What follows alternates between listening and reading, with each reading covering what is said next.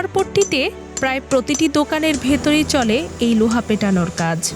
পরিবেশ দেখলে বোঝা যাবে খুবই নোংরা ও অস্বাস্থ্যকর, কিন্তু এই জরাজীর্ণ পরিবেশের মধ্যেই চলে লাখ লাখ টাকার ব্যবসা।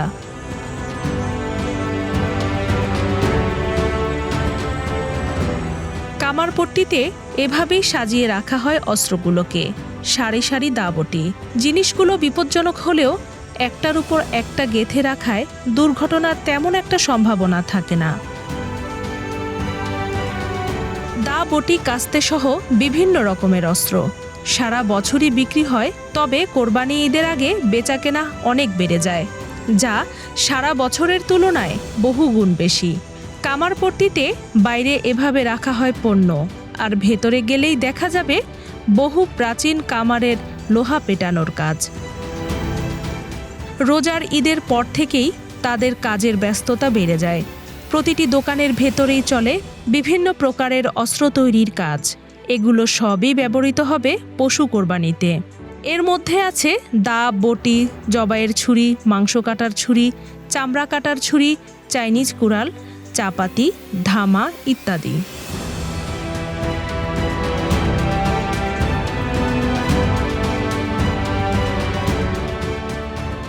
আসন্ন কোরবানি ঈদ উপলক্ষে লোহারুদের ব্যবসা এখন জমজমাট। অস্ত্র প্রস্তুতকারকদেরও দিনরাত দম ফেলার ফুরসত নেই। কোরবানি উপলক্ষে দেশে অস্ত্রের চাহিদা মেটাতে তারা কাজ করছে দিনরাত। অনেক সময় অর্ডারে বানানো হয়, আবার অনেক সময় ক্রেতারা এখানে এসে দেখে বেছে নিয়ে যায় প্রয়োজনীয় অস্ত্রটা। গৃহে ব্যবহৃত দা, বটি সারা বছরই বিক্রি হয়, তবে ঈদের সময় এগুলো বেচাকেনা বেড়ে যায় বহুগুণ।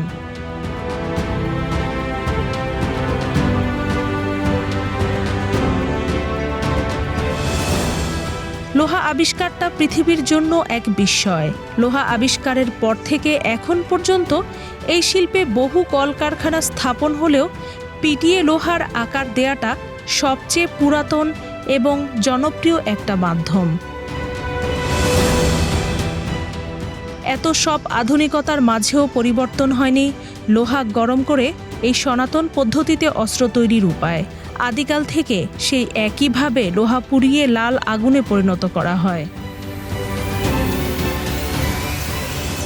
এরপর বড় হাতুড়ি দিয়ে পিটিয়ে পিটিয়ে দেয়া হয় নির্দিষ্ট আকৃতি। তবে যেটা পরিবর্তন হয়েছে তা হলো বংশানুক্রমে এই ঐতিহ্য ধরে রাখা ব্যবসায়ীদের আয়।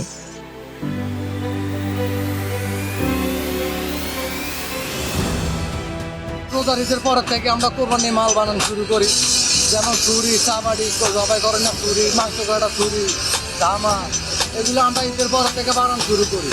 শুরু করতে করতে মনে করেন না আমরা ঈদের 2-3 দিন আগে থেকে আবার বানান বন্ধ করি, শুধু কাস্টমারের পুরান কাজ আনে কাজ করি, আবার নতুন মাল বিক্রি করি। এই সময়টা একটু আরও ব্যস্ততা বেশি থাকে। কোরবানির সময় শুধু চলে চাবাড়ি, ছুরি, দাও, বটি। 12 মাস চলে, তারপরে ঈদের সময় একটু চাহিদাটা বেশি থাকে।